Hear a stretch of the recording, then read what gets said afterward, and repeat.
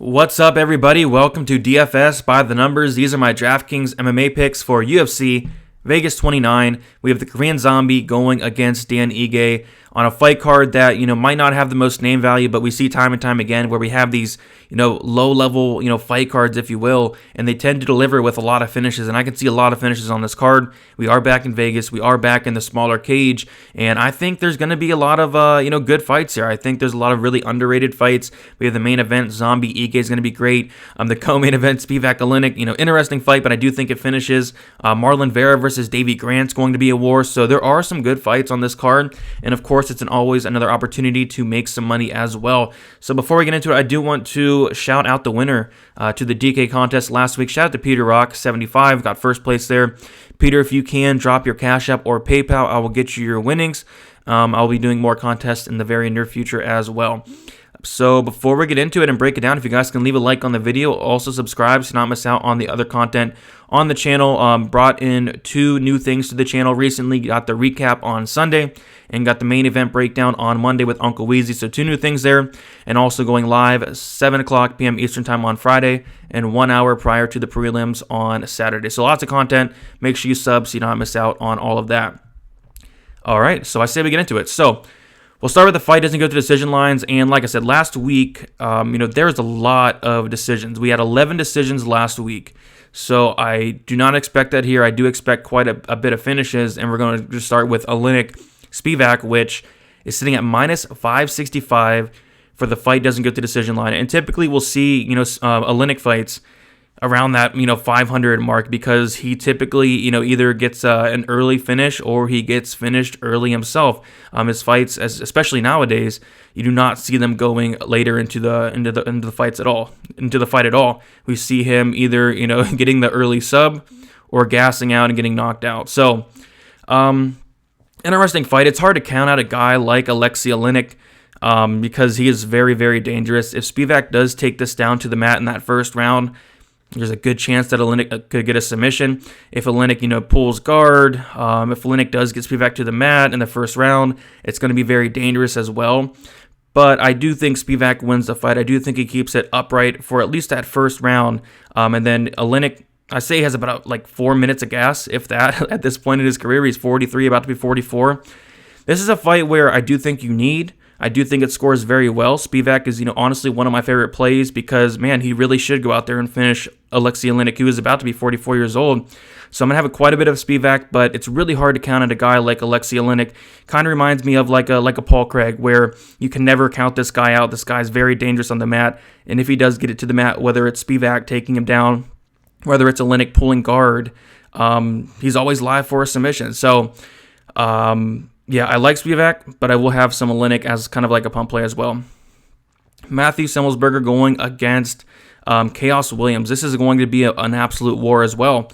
So some things I do want to point out is going to be Chaos Williams. He's never been finished, never in his pro career, and never in his amateur career. Where we have Matt Semmelsberger, who has been finished 2 times in his pro career and 2 times in his amateur career. He did get knocked out by William Knight in his amateur career, and he was knocked out by an 0-0 guy back in 2018 as well, which is kind of a red flag for me. But we have Williams 8,900, we have Semmelsberger 7,300. So yeah, I like Williams personally, but this is a fight where I do want both sides. I do think it's going to be one of those wars where they kind of just stand in the middle until one man bangs, and I think the one man that's going to win this fight is going to be Chaos Williams. I think he has, serious knockout power, knocking out Alex Morono in 30 seconds and knocking out Abdulrazak Al-Hassan in 30 seconds. That's not an easy thing to do.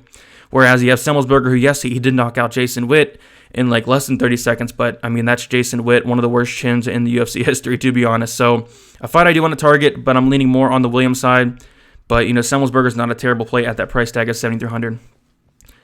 All right, next we have a heavyweight fight. Josh Parisian going against Roy Martinez. Yeah, interesting fight. Minus 175. Fight doesn't go to decision. So typically we see heavyweight fights more often than not finish.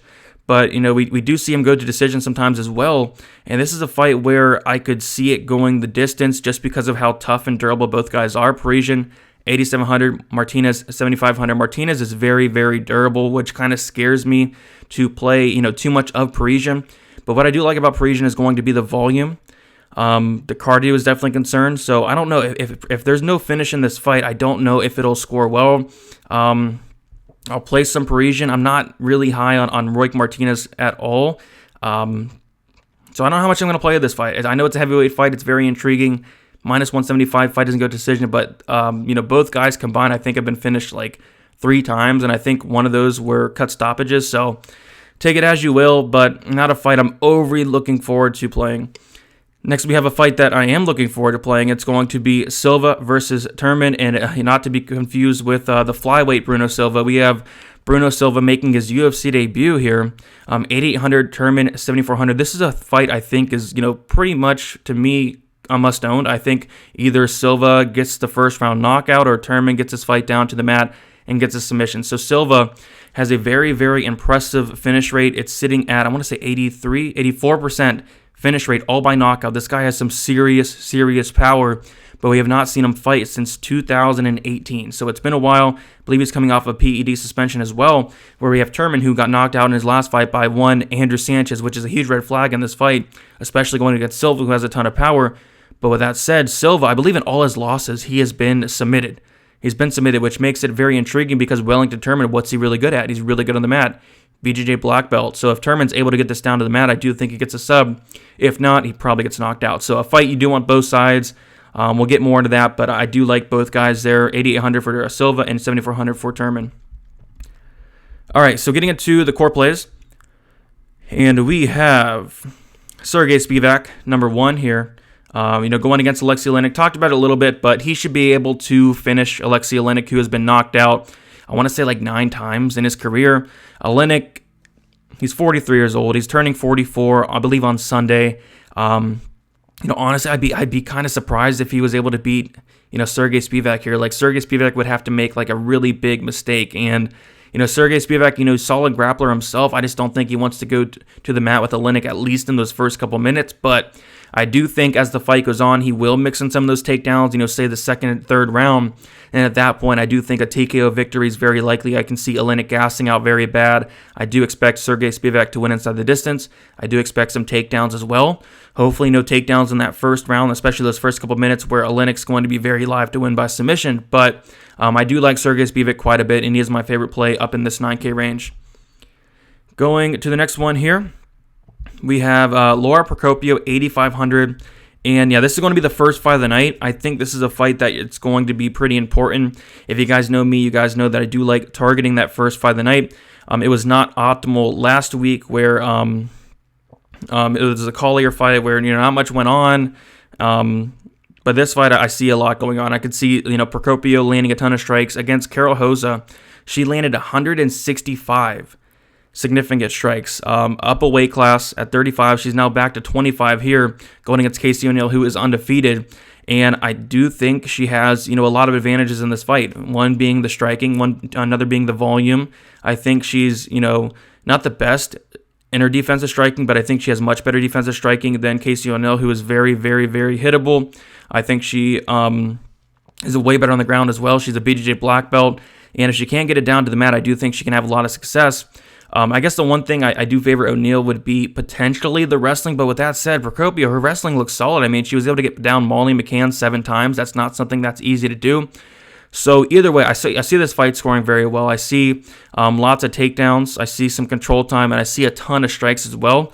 Don't know if there's a finish, but even if it goes to decision at these price tags, 8,500 for Procopio, 7,700 for O'Neill, I do think there's a good chance that it does end up on the optimal lineup. It is the first fight of the night, so I do think it'll be lower owned as well. So yeah, give me some Procopio, 8,500. I do like her quite a bit to win the fight. All right, next we have the Korean Zombie, Chan Sung Jung, 8,200.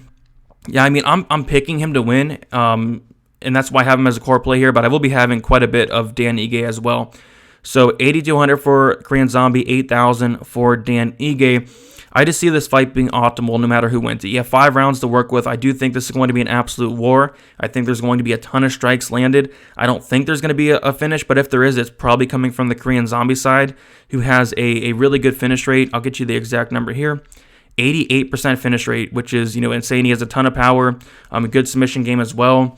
So I don't know if he does finish Ige. Ige is very tough, never been finished, never been knocked out, never been submitted.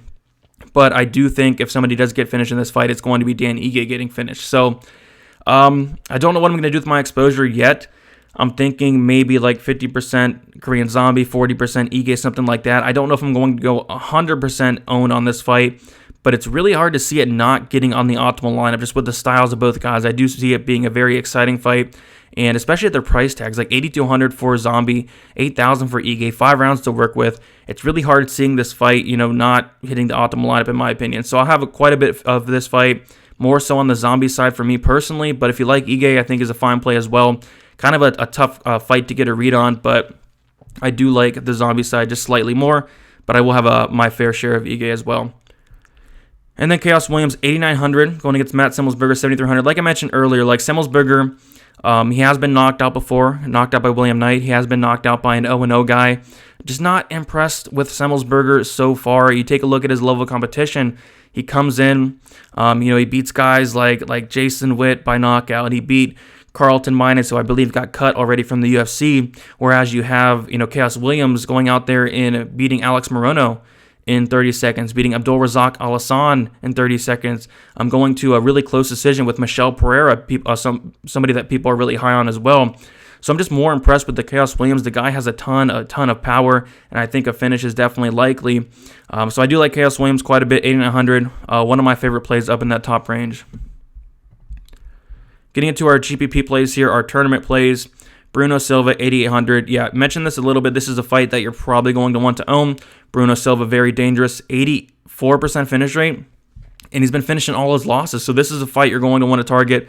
Silva, very, very live for a knockout. Very, very live, probably for an early knockout as well. The only problem is we have not seen him in 3 years. Maybe some cage rust. Maybe he's not the same fighter he once was. Coming off of a PED suspension is something to think about. But I checked his Instagram. He's looking very, very good. I think if Turman does not get this fight down to the mat, Turman gets knocked out. So Silva's definitely somebody I like, but on the flip side, I like Turman as well. Marlon Vera, 9,100. Yeah, so this is a fight that I think is very important to target as well. Marlon Vera, 9,100. One of my favorite plays up in this 9K range because of how much a finisher this guy is. 88% finish rate. No, 90% finish rate. 37% by knockout, 53% by submission, and he's never been finished. He's never been finished in 25 fights. No knockout losses, no submission losses. This guy has an absolute granite chin. I would be shocked if David Grant did knock him out here. So I like Marlon Vera. Yes, Marlon Vera lost the first fight against Davey Grant. That was 5.5 years ago. I think Marlon Vera was 23, 22. But, we've seen Marlon Vera make, tons and tons of improvements since then. And now Davey Grant's getting up there in age, 35 years old. 35 years old. That's definitely getting up there, especially for this weight class. I like Marlon Vera to get it done. More than likely inside the distance, Davey Grant has been finished in all 4 of his losses, all 4 coming by submission. And we see that, like I said, Marlon Vera has a ton of submissions on his record, 53% submission rate for Marlon Vera. So I can see like a club and sub. I can see a submission. I can see a knockout. Davey Grant's been knocked down a ton in the UFC. He's even been knocked down in his last 2 fights. He got knocked down by Martin Day, and he got knocked down by Jonathan Martinez. I think if Marlon Vera knocks him down, he's probably going to finish the fight. So I'm pretty high on Marlon Vera this week.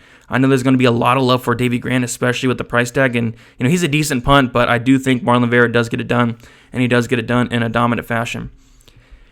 All right, Junior Janarobas, 8,400. Interesting fight here because we're going to have Kanako Murata going against her, who's going to want to get this fight down to the mat. Murata's a very, very good wrestler. So it's kind of interesting because if Jurna is off her back for the majority of the fight and she does not get a submission, she's obviously not going to score well. But I think there's, a decent likelihood that Jurna does get a sub. Murata is somebody that has, put herself in a ton of bad spots. She has been able to get out of most of them. She has been submitted in 1 loss. I just don't know if she'll be able to get in those same bad spots and get out of them against a legit grappler, a legit black belt in Jurna Jandiroba. I can also see a potential sweep or reversal as Jandiroba had, swept Carla Esparza 2 or 3 times in their fight. So I like Jurna. I like the price tag. I think she's live for a submission. But really, other than a sub, I really don't see her winning any other way. I don't really see her winning by knockout. I don't really see her winning by decision. I think if she wins, it is going to be by submission. And for that reason, I do like her as more of like a tournament play here. Sungwoo Choi, 8,600. A fight I do like targeting here because Julian Erosa fights typically score very well. He's more of like a killer be killed fighter. This guy's been knocked out 4 times. He's been knocked down, more times than I can count.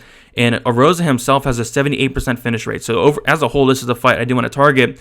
But yeah, like I mentioned, Arroza, the chin's, not there. The striking defense is not there. He absorbs 5.72 significant strikes. That is a ton. I do think that Choi is the better fighter, the more talented fighter, the better striker as well. And I do think there's a good chance that Choi lands a knockout shot here on Julian Arroza, who, blocks punches with his face. You do not want to block punches with your face against Sungwoo Choi, who definitely can crack. So Sungwoo Choi has not shown power thus far in the UFC. I think he has like 1 knockdown, no knockouts, and I think 4 fights. But I think if he does get a knockout, this is the fight to do it. So I do like Sungwoo Choi. 8,600, I think it's going to be a war. I think the fight scores well as a whole. And I think Sungwoo Choi is live for a KO. And then Josh Parisian, talked about it a little bit. Kind of iffy on this one just because of how durable Roy Martinez is. But I think a finish could be live. Parisian does have quite a bit of finishes on his record. A 92% finish rate. So he's won by decision maybe once or twice in his entire career. So that's something to think about there. And plus the volume of Parisian, landing over 7 significant strikes thus far in, 3-fight sample. That's a ton of strikes. He landed over 100 in his last fight against Parker Porter.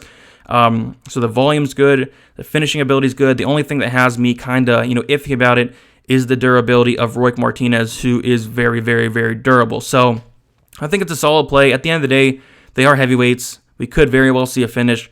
But the durability of Martinez is kind of why I'm not going as heavy on Josh Parisian. But I will have my fair share. I do think he can score well in a win, especially if he can find that finish.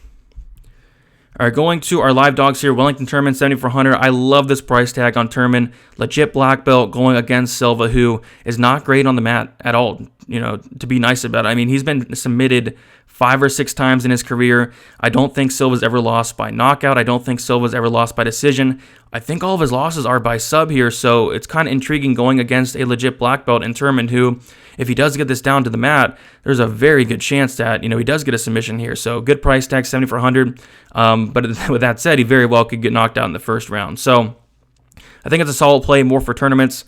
Won't be going there in cash games, but I think Turman's definitely live, and if he does win, it's probably by submission.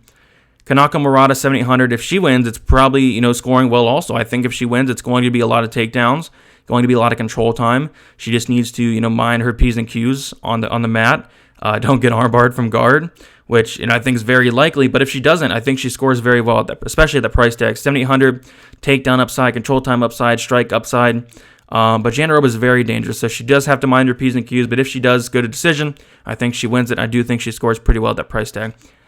Dan Ige, 8,000.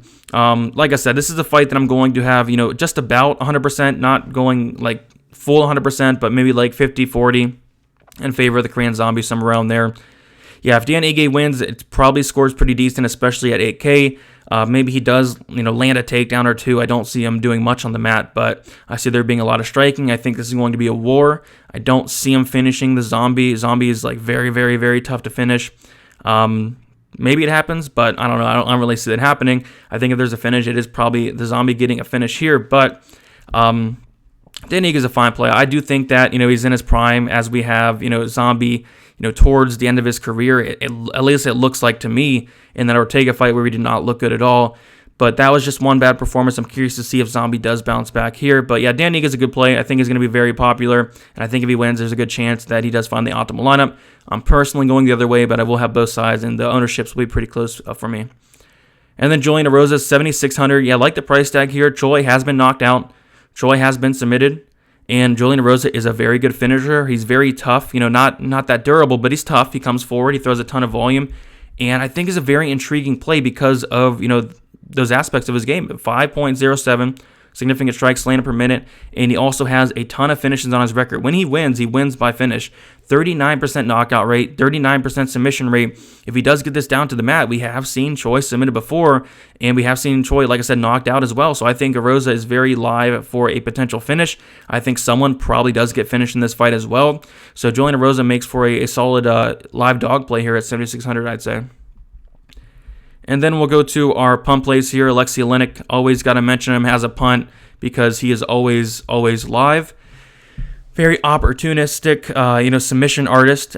He has a ton of submissions on his record. 78% submission rate. That is unheard of, especially considering the guy has 75 fights. 92% finish rate overall. The problem is he's 44. He has no gas tank. If he does get it done, it's probably going to be in the first round. So, yeah. makes for a pretty decent pump play. Like if he wins, he's going to be on the optimal lineup, no questions about it.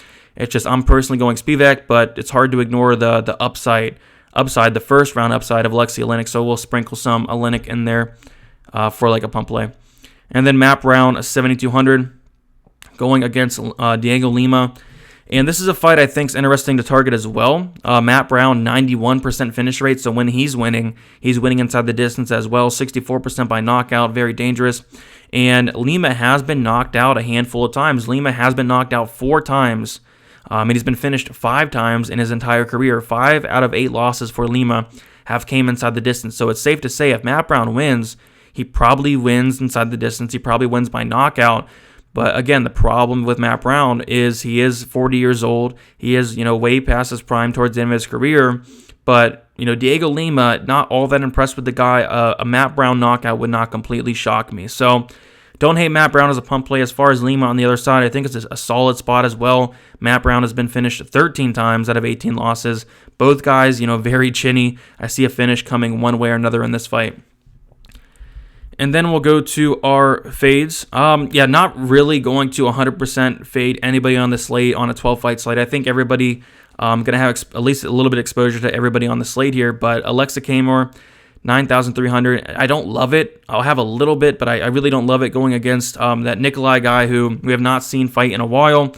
Kind of more inclined to play the Nikolai side just because there's some question marks around him. Maybe he can get this fight down to the mat. We saw William Knight go out there and take down Kmore a couple times, have a lot of success in that area. But Kmore, decent finisher. I believe he's won all of his fights by knockout. Besides one, I think he won by decision once. But yeah, decent finisher, 83% knockout rate. But Nikolai has never been knocked out. He looks very tough. He looks very durable. I can see this going to decision. I am picking Kmore to win. It's just I don't know if he's going to go out there and get takedowns. I don't know if he's going to get control time. And I don't know if he gets that finish as well. And if he does not, he probably does bust pretty bad. So I have a little bit, like I said, I'm not completely fading anybody, but if I was to pick one guy to fade, it would be Aleksandar Kmore. All right, that's about it. Just wanted to remind you guys, it's always a great time to become a member of the Patreon and receive full access to my model, the premium projections, the new optimizer, GPP lineup percentages, Draftkings article, access to Discord, and the advanced stats, courtesy of Uncle Weezy. Lots of stuff going on there. Check it out. $10 a month. So now's still a good time to sign up. I put it at $10 so you can sign up anytime throughout the month. I do think it still provides a ton of value. Lots of great stuff there. But yeah, I'm going to head out. Thank you guys for watching. Tune into the live stream, 7 o'clock p.m. Eastern Time, and then tune into the live stream on Saturday, 7 o'clock or 1 hour prior to the prelims. Thank you guys for watching, and good luck for UFC Vegas 29.